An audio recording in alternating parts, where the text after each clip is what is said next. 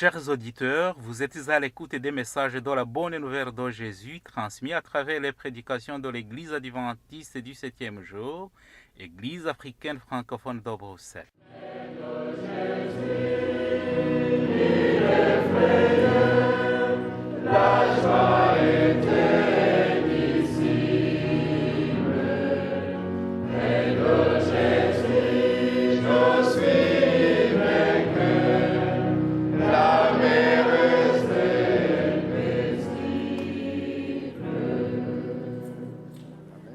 C'est ainsi qu'a commencé la bonne nouvelle de Jésus-Christ, le Fils de Dieu.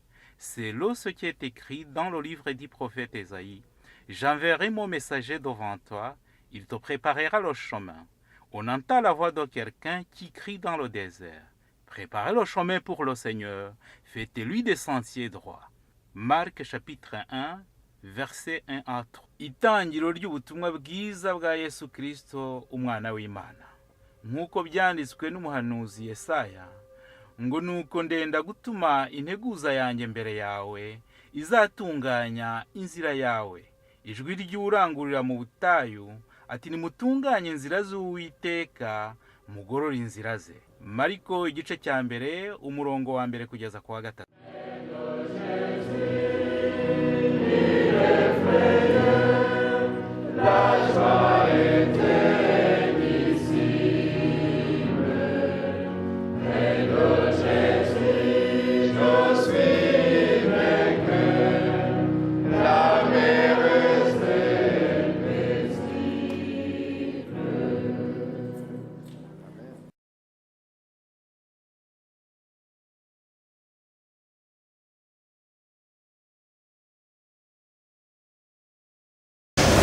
Bonjour, il y a encore quelqu'un de vivant encore dans la salle ou pas? Je me demandais si vous étiez assommés avant qu'on ne commence. Je me demandais si vous étiez assommés avant qu'on ne commence.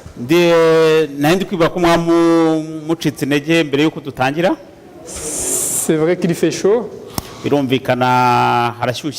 mais nous n'allons pas être de ceux-là qui se plaignent des périodes. Quand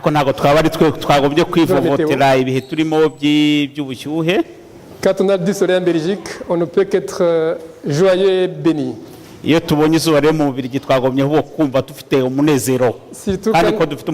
Surtout quand nous venons des pays chauds, puisque c'est la majorité d'entre nous.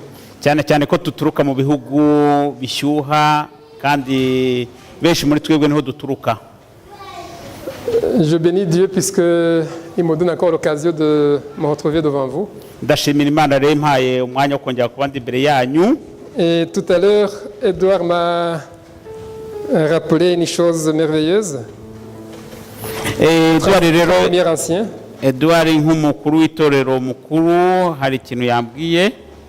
Il m'a rappelé que ce groupe est venu grâce à nos premiers efforts. Votre église ici donc.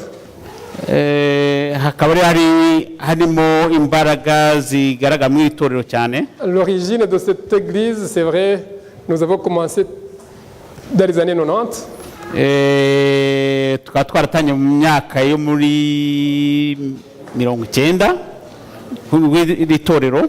On a commencé tout simplement par accueillir des membres de la famille et puis qui s'est étendu avec les connaissances chrétiennes le 31 décembre à la fin de l'année.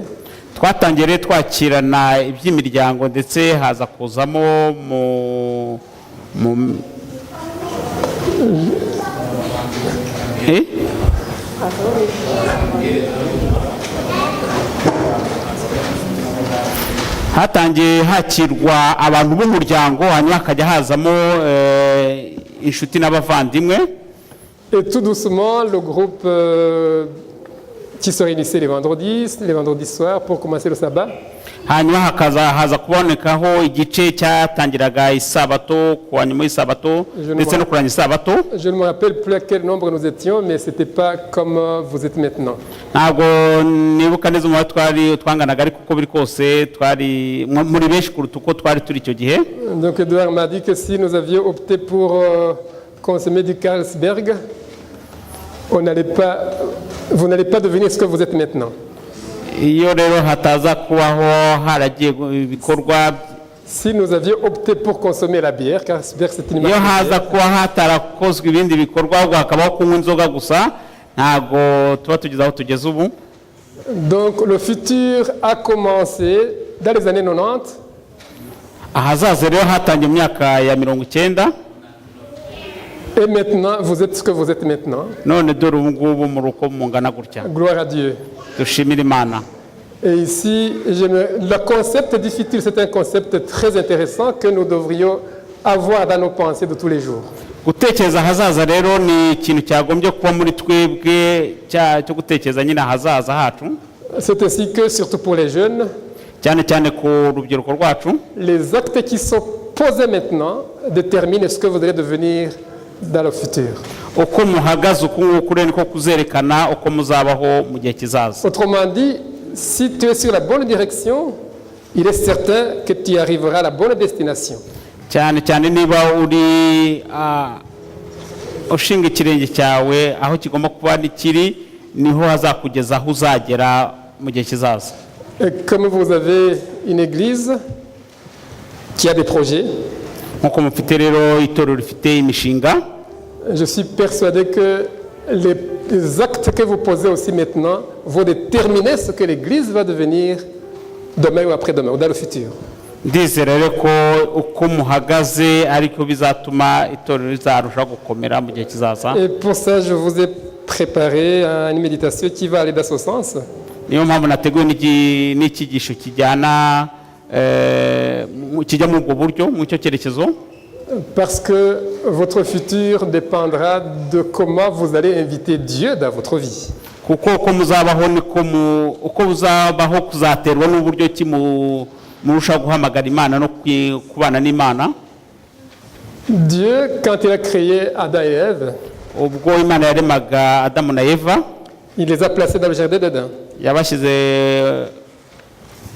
Dans le jardin d'Éden. mu busitani bwa Edeni. Nous allons voir ça dans le chapitre, deuxième chapitre du livre de Genèse. turabireba mu itangiriro mu gice cya kabiri. Comme le temps est passé, on va peut-être paraphraser, mais on va lire quand même la parole.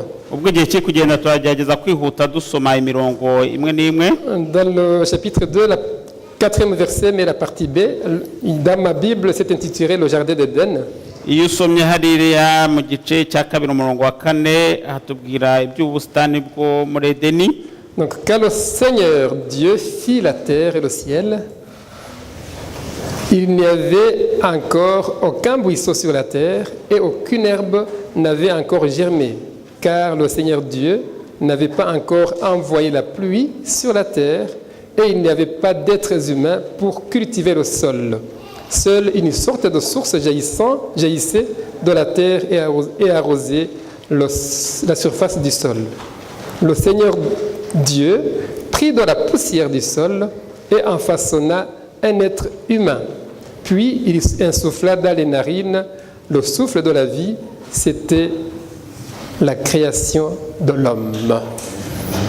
Uhere ku murongo wa 4 haravuga ngo uku niko kuremwa kw'ijuru n'isi ubwo byaremwaga ku munsi Uwiteka Imana yaremyemo isi n'ijuru, kandi akatsi kose ko mu gasozi kandi kataraba ku isi n'ikimera cyose cyo mu gasozi cyari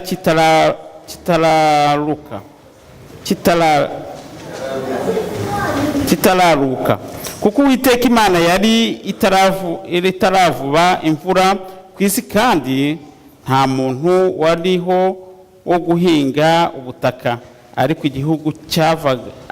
igihu cyavaga mu isi kigatosa ubutaka bwose.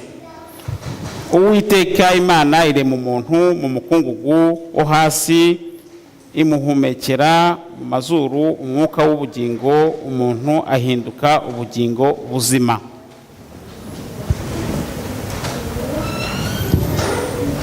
Il n'y avait pas encore d'être humain avant que le souffle de Dieu soit insufflé dans les narines de l'homme. nta buzima bw'umuntu bwariho mbere y'uko imana ibasha guhumekera mu muntu. Et ici, je vais dire l'homme, le sexe masculin. cyane cyane bikaba bivuga umuntu w'igitsina gabo.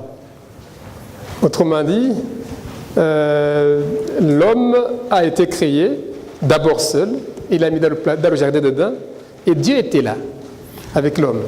Mu by'ukuri umuntu yaremwe wenyine hanyuma ashyirwa mu busitani bwa Edeni. Et tout était parfait, à part quelque chose qui manque, on va dire tout à l'heure. Ibintu byose byari byiza uretse ikintu wenda turi buze kuvugaho. Mais si je peux me le permettre pour les jeunes célibataires, ariko mbashije kubwira cyane cyane abakiri ingaragu, avant de chercher une épouse ou une fiancée, il faut d'abord être dans le jardin. mbere yo gushaka ko muzabana ugomba kubanza kwinjira mu busitani. Puisque la femme a été créée dans un environnement qui était parfait. kuko umugore yaremwe mu busitani bumeze neza. Donc, ça c'est un sujet qu'on pourrait développer plus tard, mais ce que je voulais dire tout simplement, c'est que dans l'environnement parfait, qui est Éden, où Dieu était et visitait, il était toujours en contact avec l'être humain, tout était agréable. Ibyo rero nibyo turushaho kubona ko ubwo umuntu yaremwaga agashyirwa mu busitani, ibyo nibyo tuza kurushaho kugenda tubureba. Et très rapidement, je voudrais, normalement j'avais prévu qu'on puisse chanter, mais le temps est vraiment parti, on pourra chanter quelque chose vers la fin. Nibwo ko tuza kuza kuririmba ariko tuza kubasha kubona akanya ko kuririmba nibura indirimbo. Mais ce que je voudrais vous rappeler, c'est que l'une des choses qui invite la présence de Dieu, c'est la louange. Ariko ikintu nababwira cyo nuko ikintu kirushaho gutuma no guhamagara Imana muri twebwe cyane cyane ni ukuririmba. Le psaume 22 verset 4. Yusomye muri Zaburi 22 umurongo wa 4. Ceux qui veulent pourraient noter ces versets puisque ce sont des versets qui valent la peine. Ubishaka yaza kwandika no umurongo ko n'umurongo w'ingenzi. Dieu habite au milieu des louanges. Imana itura mu bahimbaza. Donc si vous voulez que Dieu soit parmi vous, développez un système de louange puissant. Ce système de louange puissant, ce n'est pas pour chauffer la salle.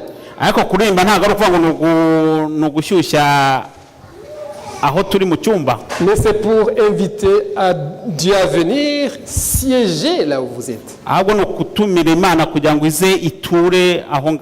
là où vous êtes, si Dieu est là, vous allez avoir la perfection. Dieu est là.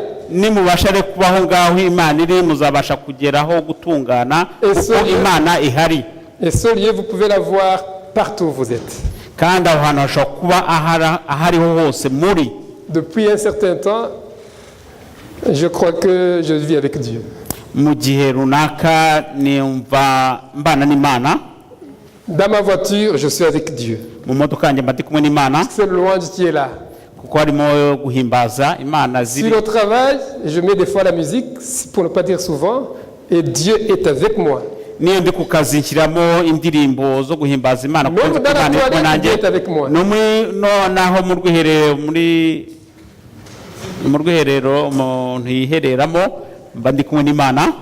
Et vous allez, pendant le peu de temps que nous allons avoir avec vous, nous allons nous rendre compte que les louanges changent tout.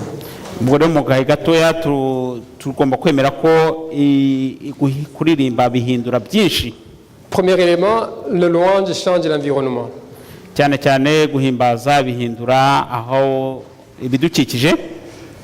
Quand vous entrez ici, quand vous venez dans la salle, si on pouvait mettre un détecteur d'environnement avec lequel vous entrez dans la salle, dans l'église ici, il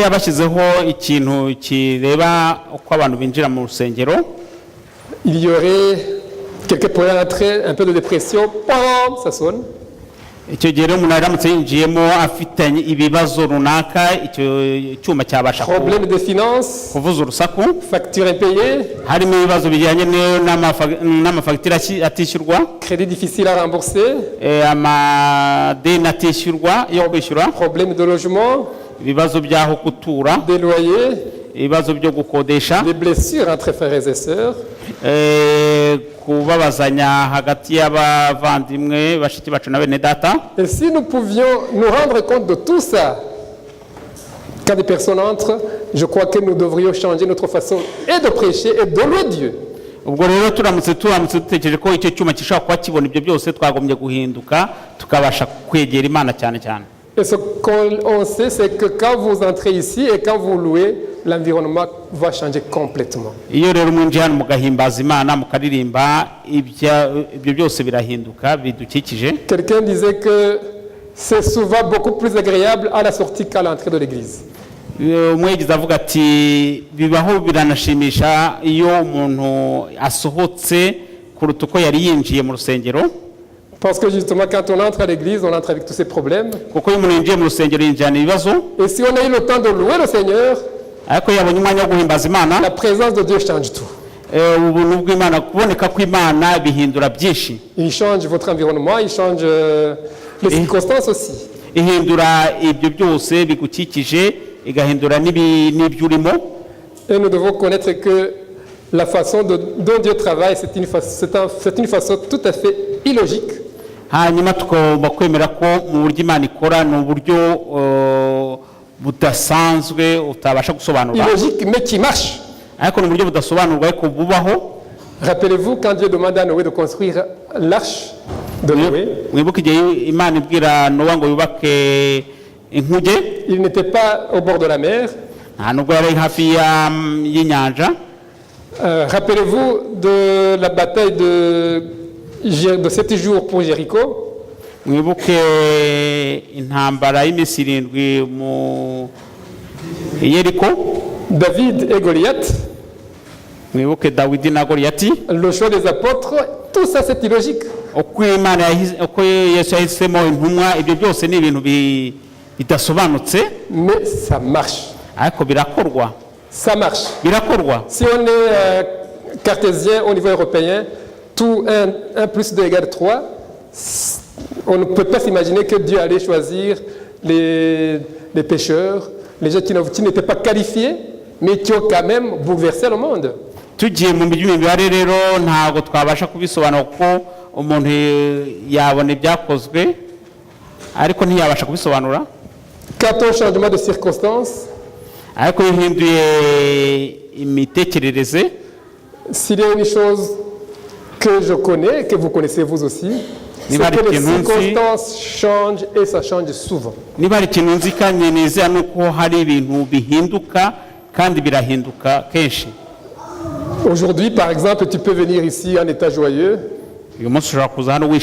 Tu rencontres quelqu'un qui ne sait pas, qui va t'insulter, puis ton comportement, ta façon de réagir ou de réfléchir change. ushobora kujya hano ukagera ukaza guhura n'umuntu ukuhohotera mukamwajyana ikibazo hanyuma uburyo ki witwara bikaba byahinduka. La bonne nouvelle, c'est qu'avec le louange ou la louange, ça peut encore changer dans le sens, c'est vraiment plus que positif. ariko inkuru nziza ni uko guhimbaza Imana no kuririmba bishobora kubihindura byinshi. Un livre que j'aime beaucoup, le livre des Actes des Apôtres. igitabo nkunda cyane cy'ibyakozwe n'intumwa. Je vous inviterai à noter cette lecture puisqu'on ne va pas la lire. ndabasaba kugira ngo muze kwandika iyo mirongo ko ntabwo turi buyisome hari yose. Chapitre 16. cyane cyane igice cya 16 cy'ibyakozwe n'intumwa. Dans ce chapitre, ça commence avec Paul et Silas. aho ngaho hatangira hari Paulo na Silasi. Paul qui va avoir une vision où il est invité à aller à Macédoine. aho Paulo yaje kuhishurirwa ko agomba kujya i Macédoine. Ça c'est au verset 6, mais on ne lit pas. turahera ku murongo wa 6 ariko ntabwo turi buhasome. Ce qui est bien à l'époque, quand Dieu te donne une vision, quand Dieu donne une instruction, c'était une exécution immédiate. muri icyo gihe rero iyo imana yaguhaga icyo ugomba gukora cyari ikintu cyagomba gukorwa ako kanya. Ce serait bien si on pouvait reculer et retourner à l'époque des apôtres. Twagombye kugenda tukongera tugasubira mu gihe cy'intumwa. Parce que maintenant, si Dieu te dit d'aller en Amérique latine, par exemple, dans un village, je ne sais pas. Uko imana ikubwiye ngo ugenda muri Amerika y'Amajyepfo ahantu ku musozi runaka. Imaginons qu'il le dit à Édouard. Tutekereza ko hashobora kuba umuntu witwa ahari Edouard. On va réunir la réunion des anciens. Hazabaho inama y'abakuru b'itorero. Se dire qu'est-ce que tu vas faire là-bas? Est-ce qu'on a un budget pour le faire? Ukaba wakibaza utese turajya gukora iki se dufite amafaranga yo kugira icyo twahakora? On va probablement faire des schémas, des avantages, des pour et des contre pour y aller, pour ne pas y aller. Ushobora kugeraho none ugatangira ukibaza ibyo impamvu zatuma utajyayo cyangwa ukajyayo. Et puis on va se poser la question, est-ce que quand il va partir, tu vas le remplacer? Il y aura un vide au niveau du premier ancien. Ukaba wakibaza utese Edouard naramuka agiye hazaba ikibazo, hazabura umuntu cyane cyane umukuru w'itorero. Mais à l'époque, quand Dieu dit une chose, exécution immédiate. Ariko cyane mu icyo gihe cya mbere iyo imana yakubwiraga icyo ugomba gukora waragikoraga ako kanya. Paul, il part à Macédoine. Paulo rero agiye i Macédoine. Arrivé là-bas, il va rencontrer une dame qui était un peu malade, qui va soigner, qui va guérir plutôt. Agezeyo ahura n'umudamu wari urwaye agomba kuvurwa. Cette dame le suivait, en prophétisant des choses, et puis par après il a dit, on en a marre, madame, il a dit, le démon qui est à toi, qu'il soit détruit dans le nom de Jésus. Elle a été guérie. Nuko aravuga ati rero dayimoni ukurimo agomba kugusohokamo, umudamu arakira. Le fait de le guérir va occasionner qu'il soit battu pour les Silas et mis en prison. Nuko kubera ko yakize rero byaje guteza intambara ndetse kuri Silas na Paulo. Ils ont été battus, ils ont été mis en prison. Ndetse bagezwaho bafungwa. Enchaînés en plus. Ils sont non seulement en prison, battus et enchaînés. Kuko barakubiswe ndetse barababoha babashyira mu nzu y'imbohe. Revenons à l'actualité. Imaginez, Edouard, tu es là. Dieu t'a appelé d'aller faire une mission. Non seulement tu agis bien, tu as accepté de partir, et puis en plus, tu guéris quelqu'un, et la récompense, paf, paf, on te bat jusqu'à ce que tu aies un dos vraiment délacéré, abîmé. Mutekereze rero Edouard aragiye ageze aho agomba kujya ndetse akoze n'umurimo mwiza, ariko aho kugira ngo babone umurimo mwiza ahubwo baramukubise ndetse baramuhambiriye. Et la récompense est la prison. Hanyuma bamuhemba kumushyira mu nzu y'imbohe. Je ne sais pas comment tu vas ressentir, mais moi je me dirais, ce Dieu-là, comment est-ce qu'il agit finalement? Sinzi rero ko Edouard wabitekereza, ariko nakibaza nti iyo mana si iyo mana ikora gute? Mais quand on est serviteur, ces gens, quand ils étaient en prison, vers minuit, ils ont commencé à chanter. Ariko kubera ko bari abantu b'Imana mu gihe cy'ijoro, mu masaha y'ijoro, masaha z'ijoro batangiye kuhimbaza. Ils ont commencé à chanter, à louer Dieu, et ils louaient à haute voix. Les gens qui étaient dans la prison les entendaient. Batangiye guhimbaza ndetse baririmba cyane n'amajwi menshi cyane ndetse abantu bari aho ngaho muri prison ndetse barabumva. Et subitement il y a eu un tremblement de terre. Nuko habaho imitigito y'isi. Et les prisons étaient libérées, en tout cas ils n'étaient plus enchaînés. Hanyuma iminyo yacika ndetse barafungurwa. Et ce qu'on va se rendre compte, c'est que le gardien de la prison a failli se tuer parce qu'il croyait que les prisonniers étaient partis. Ndetse umucungagereza yenze kwiyica kubera ko yabonaga ko abari bafunze batorotse. Paul et Silas va lui dire, ne te tue pas. La personne qui avait vraisemblablement participé à les frapper, il a dit, que puis-je faire pour être sauvé? Arababwira ati Silas na Paul babwira umucungagereza bati ntiwigire nabi kuko watubohoye akatuvana aha ngaha. La personne qui les frappait avant, qui avait participé à les frapper, qui était gardien, il voulait se tuer, il voulait se faire se tuer, et on dit ne te tue pas. Mais il pose la question à Paul et Silas, que puis-je faire pour être sauvé? amen. Hanyuma abari bafunzeho baravuga bati nako umucungagereza aravuga ati ababakubitaga mbere babatoteza bakabashyira no mu nzu y'imbohe benze kwigirira nabi, ariko noneho Silas na Paul bavuga ati ntiwigire nabi, atahubwo ati Que puis-je faire pour être sauvé? ahubwo arababaza, umucungagereza arabaza ati ese nakora iki kugira ngo nanjye mbashe Pour gukizwa aller plus gukira. vite, on va voir que, non seulement les circonstances ont bien changé, pour Paul et Silas, le fait d'avoir loué le Seigneur, les circonstances ont changé. Kubwo kuhimbaza Imana kwa Silas na Paul byahinduye byinshi, Parce que celui qui avait participé à les tuer, il s'est incliné devant eux, il s'est agenouillé. kuko abashakaga ababakubitaga ahubwo babashe gupfukamira imbere yabo, Et plus vite encore, il va les inviter à aller à la maison. ndetse abatumira kujya iwe mu rugo, Il les a nourris, il les a lavés, les a nourris. Paul et Silas. arabuhagira arabakarabya abaha n'ibyo kurya. Et la famille du gardien a été baptisée. Umuryango rero w'umucungagereza warabatijwe, Et puis, c'est là où est née l'église de Philippe. niho rero haje kuvuka itorero ry'Abafilipi. Mais Dieu est merveilleux. Imana ni nziza, Mais il faut que nous acceptions de l'écouter. Mais en l'écoutant, nous devons savoir que Dieu ne donne que des signes. ubwo rero tugomba kwemera kuyumva, ariko mu kuyumva hari ibimenyetso Imana yerekana, Il ne te dit pas tout. ntabwo bikubwira byose. Il aurait été plus facile de dire à Paul et Silas, allez implanter l'église à Philippe. Yashaka kubwira Pawulo na Silasi ati mugende mushyire itorero mu Bafilipi, Mais il a dit, va à Macédoine tout simplement. ariko yarababwiye ngo mugende mujye mu Masedwane Et gusa. arrivé là-bas, ils ont été traumatisés. Bageze aho ngaho bamerewe nabi, Mais dans ce traumatisme, c'était un passage nécessaire pour pouvoir rencontrer le geôlier. ariko byari ngombwa kugira ngo bamererwe nabi kugira ngo babashe guhura n'uwo mucungagereza. Frères et sœurs, Bene data, peut-être vous traversez les moments difficiles maintenant. ni Peut-être traversez-vous les moments difficiles. birashoboka ko waba unyura mu bihe bigoye, Mais je voudrais vous dire que c'est dans la noirceur qu'on voit mieux les étoiles. ariko rero ni mu mwijima ushobora kubona inyenyeri. Et un certain Ralph Waldo Emerson a dit, Hari uwitwa Walson we wavuze ati c'est au cœur des ténèbres que l'homme voit mieux les étoiles. ni mu mwijima umuntu ashobora kubona inyenyeri. Et s'il n'était pas encore une fois parti à Macédoine, donc cette église n'allait pas avoir lieu, Iyo bataza rero kujya i Masedwane ntabwo iryo torero ntiryashobora kubaho, mais il ne devait que passer par la prison. ariko byabaye ngombwa ko banyura muri prison. Vous aussi, si vous traversez le moment difficile, Namwe rero niba munyura mu bihe bigoye, bienvenue au club. muze namwe mu ikipe.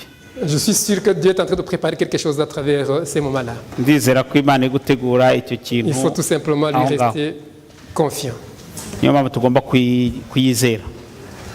Autre élément que je voudrais partager avec vous, c'est, on va y aller très très vite, c'est le psaume 73, le psaume d'Azaph.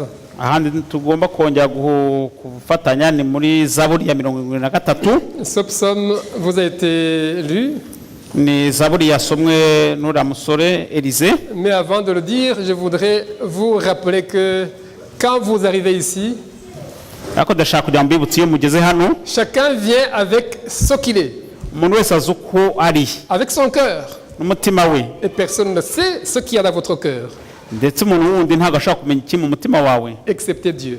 ariko uretse Imana yonyine. Mais ce que nous devons savoir, c'est que les combats que nous menons jour après jour, Ariko intambara turwana umunsi ku wundi, comme Paul le dit dans l'Éphésiens chapitre 6, verset 12, nk'uko Pawulo abivuga mu Bafeso igice cya 6 umurongo wa nous 12, n'avons pas à lutter contre la chair et le sang, ntabwo turwana n'imibiri n'amaraso, mais contre les dominations, les forteresses et les princes de ce monde. ahubwo n'imyuka mibi yo hanze. Autrement dit, nous menons un combat dans l'invisible. Turwana intambara rero itagaragara, Et malheureusement, la plupart du temps, chrétiens inclus, ariko rero ikibabaje ni Chrétien uko inclus. abakristu n'abantu bose hamwe, quand nous avons une bataille devant nous, iyo dufite intambara imbere yacu, la plupart du temps, nous voyons juste l'iceberg. ariko akenshi tukunda kwibonera kigaragara. Nous voyons juste l'iceberg. iceberg ibigaragara inyuma, Alors qu'en profondeur, il y a vraiment des choses pénibles. nyamara mo imbere hakaba harimo ibigoye kandi bikabije. Ce combat peut arriver à n'importe quelle personne. Iyo ntambara ishobora kugera ku muntu uwo ari we wese. Asaph ici, dont il est question dans le chapitre 73, le psaume d'Asaph, hariya muri Zaburi 73 du 1er au 16e verset, uhereye ku murongo wa mbere kugera ku wa 10 n'uwa 16. Asaph, qui est un adorateur connu, un lévite connu, Azafu rero akaba yari umutambyi uzwi. quand il est en train de décrire ce qu'il dit là, c'est quelqu'un qui est vraiment attaqué. Iyo usomye rero ibyanditse aho ngaho ubona ko ari umuntu wari watewe. Quand tu vois tout ce qu'il raconte, que les méchants, tous les réussis, tout ceci, il est vraiment complètement attaqué. Aho atangira kuvuga ko abantu batakiranuka bamererwa neza, aho ngaho yari yatewe. Et le discours va changer au verset 17. Hanyuma rero ibyo avuga biza guhinduka ku murongo wa 17. Ce n'est que quand il est rentré dans le sanctuaire Ubwo yinjiraga mu buturo bwera qu'il va changer de langage. ahindura noneho imvugo. Je voudrais vous rappeler que l'arche de l'Alliance Ndagira ngo mbibutse ko ihema, isanduku y'isezerano symbolisait la présence de Dieu. yerekana kubaho kw'Imana. Ainsi, le sanctuaire, c'est là où Dieu est. Hanyuma mu buturo rero niho Imana iri. Et quand on est dans le sanctuaire, Iyo rero uri mu buturo tout s'éclaircit. byose biba mu mucyo.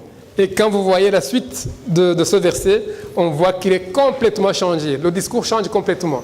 Iyo urebye rero hariya ku murongo wa 17 ibyo yavugaga birahinduka. Donc ce n'est pas parce qu'on sert Dieu qu'on est à l'abri des attaques. Ntabwo ari uko turi mu Mana ko tutazaterwa, Mais la solution va nécessiter qu'on entre dans la présence de Dieu. ariko icy'ingenzi ni uko tugomba kwinjira mu mubonano n'Imana. La louange apporte la présence de Dieu. Guhimbaza Imana rero bizana Imana muri twebwe. La guerre invisible ne va pas se remporter par les arguments. Intambara itagaragara ntabwo izatsindwa Par les arguments et l'argumentation. ntabwo izatsindwa n'ibyo ushobora kwibwira. Les explications que tu vas donner aux gens, ce n'est pas ça qui va te rendre la vie. Ibisobanuro ushobora gutanga ntabwo bishobora gutsinda intambara. Mais par contre, si nous sommes dans la présence de Dieu, ariko iyo niba turi kumwe n'Imana, Dieu trouve des solutions tout simplement seul. Imana ibona ibisubizo yonyine. On pourrait dire beaucoup de choses, ushobora kuvuga n'ibindi, mais le temps passe. ariko igihe kirimo kugenda. Si nous pouvons nous rappeler de la guerre de Josaphat, quand il était attaqué, iyo twibutse intambara Yehoshafati ubwo yari atewe, c'est dans 2 Chroniques chapitre 20, je crois. ibyo ku ngoma Chapitre igice 20. cya Première Chronique, chapitre 20. mbere cy'ibyo ku ngoma. Chapitre 20. On ne va pas lire ça, mais nous rappelons que Josaphat est attaqué par une armée très forte. Icyambere cy'ibyo ku ngoma igice cya 20 kitubwira uko Yehoshafati yatewe. Et comme c'est quelqu'un qui craignait Dieu, il a invité des gens à prier, à jeûner. Ariko yabwiye abantu bari kumwe ko bagomba kugira igihe cy'amasengesho no kwiriza ubusa. Pendant cette période, il y a un certain Jacques Aziel, un lévite aussi, ndetse uwitwa Hakaziyeli w'umutambyi nawe qui va dire ce combat n'est pas pour toi, n'est pas pour vous. amubwira ati intambara ntabwo Le ari combat yawe, appartient à l'Éternel. ariko intambara ni iy'Uwiteka. Et ainsi, la victoire a été reçue, a été gagnée parce que justement, c'est l'Éternel qui combat. Iyo ntambara yaratsinze kubera ko yari iy'Uwiteka. Enfin, je vais terminer par un petit passage qui est dans 2 Samuel chapitre 4, chapitre 22 plutôt.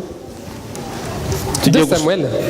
Tujye kurangiriza rero muri Samuel igice icyambere cya Samuel igice cya 4. Chapitre 22. 2 Samuel chapitre 22. Icya kabiri cya Samuel igice cya 22. Verset 1 à 4. Mais on umurongo wa mbere kugeza wa 4. Pour le situer dans le contexte, nous devons nous rappeler que David, c'était un guerrier. aho ngaho tubona ko dawidi yari umurwanyi Un guerrier bien qui avait gagné beaucoup de victoires.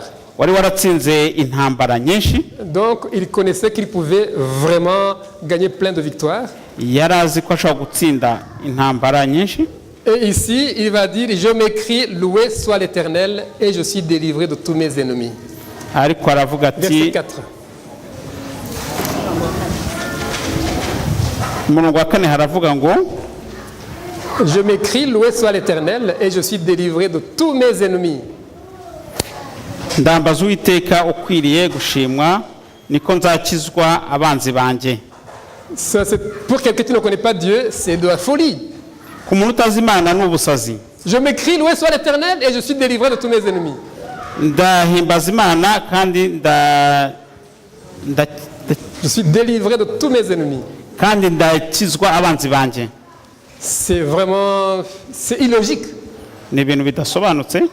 Mais je vous invite, chers frères et sœurs, je vous invite, chers frères et sœurs, ndabatumira bene data de graver ce verset dans votre mémoire. kugira ngo mugire uwo murongo mu mitwe yanyu. Je l'ai expérimenté et narayiwugerageje ça marche. kandi birakora. Je l'ai expérimenté, ça marche. narabikoze kandi narabigerageje birakoreka. Normalement, on devait s'équiper des chars. David avait la possibilité. umuntu yagombye kugira ibimutwara kandi dawidi Il avait la possibilité. kandi na dawidi yakwari uko. Mais il dit, je m'écris, soit l'Éternel, loué soit l'Éternel, ariko et je suis délivré de tous mes ennemis.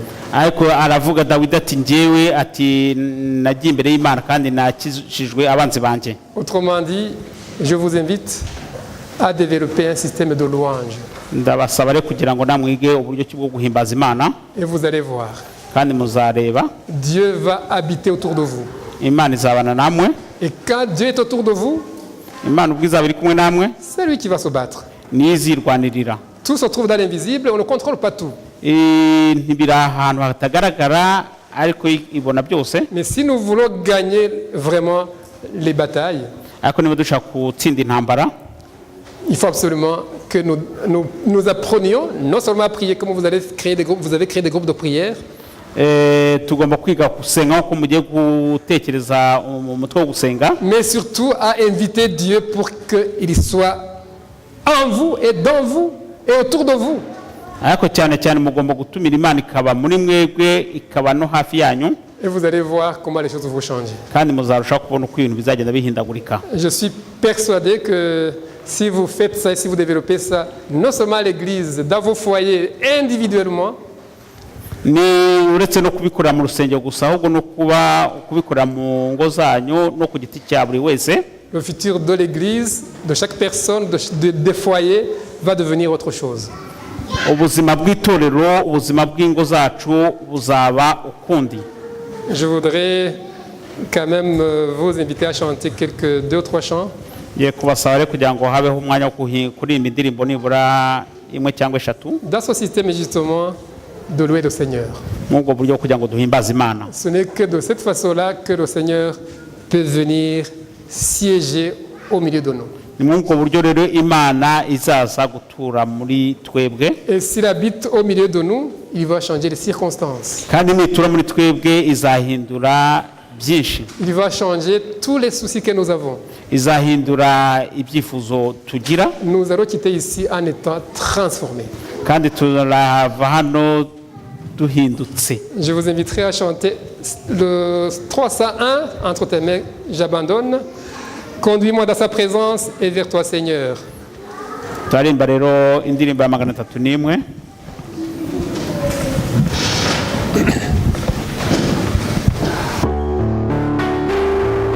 En chantant ce cantique, muririmba iyo ndirimbo, je voudrais honnêtement et sincèrement vous demander une chose. ndabasaba rwose n'inginga ikintu kimwe.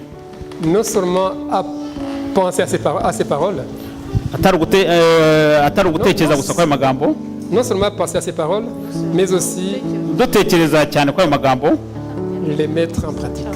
ariko tubasha no gutekereza kwesha mu bikorwa. Parce que la plupart du temps, nous déposons nos bagages au pied de Jésus.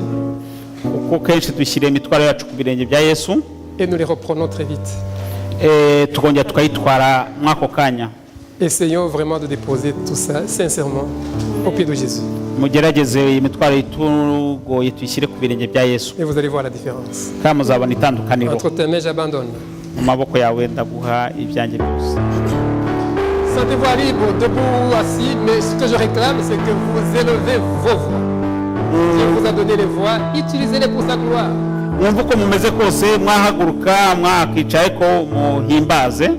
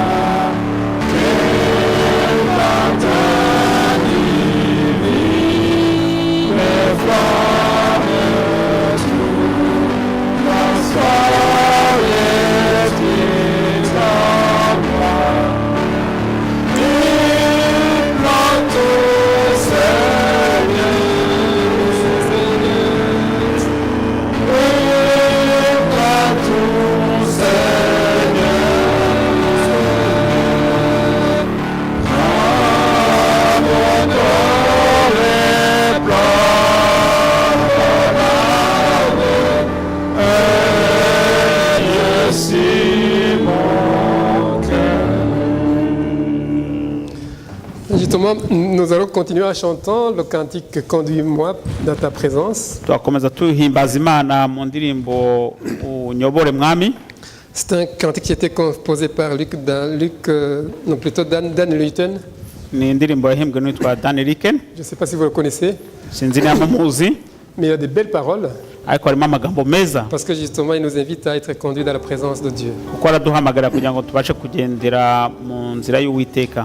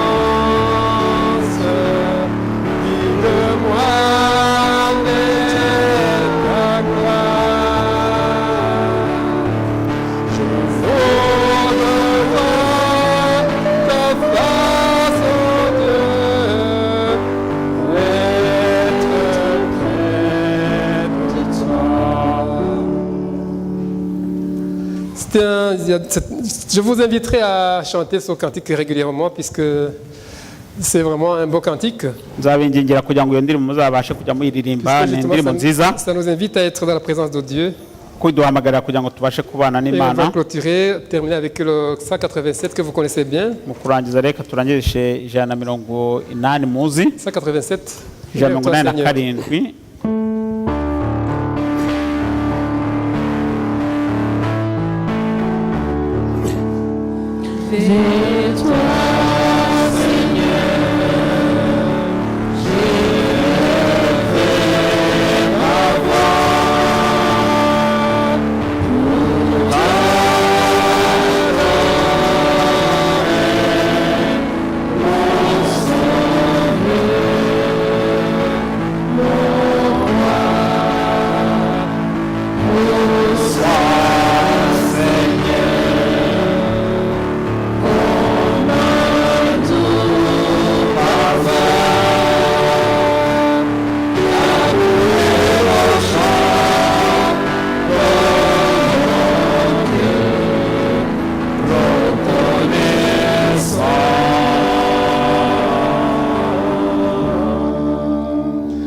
Que Dieu nous aide et que, à partir de maintenant, en tout cas, nous puissions nous rappeler que nos combats vont se gagner dans la gloire, dans la louange.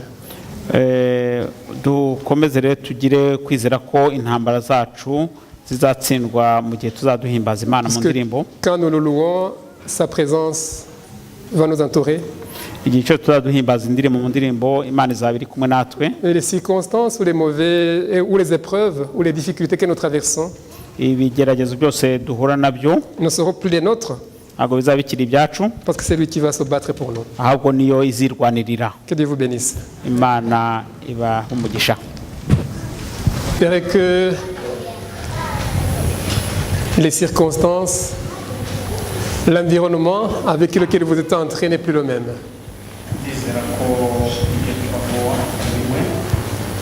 Puisque nous sommes venus sûrement avec des fardeaux.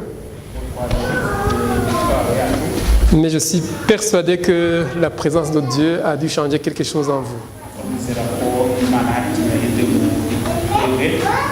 Et nous voulons le remercier justement par une courte prière pour clôturer son moment de méditation.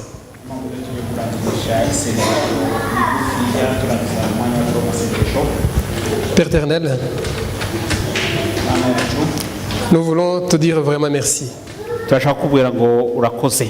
Merci parce que tu nous as créés. Urakoze kuko waraturemye, Merci surtout que tu nous as donné l'opportunité de te rencontrer. kuko duhana umwanya wo kugira ngo duhure. Merci pour la faveur que tu nous donnes d'être ça. appelés tes enfants. Turagushima rero umwanya uduha wo guhura. Et nous voulons aussi te bénir pour cette église, Seigneur. Tukaba tugashaka gushimira rero kubw'iri torero, Parce que c'est toi qui es là et qui se manifeste jour après jour.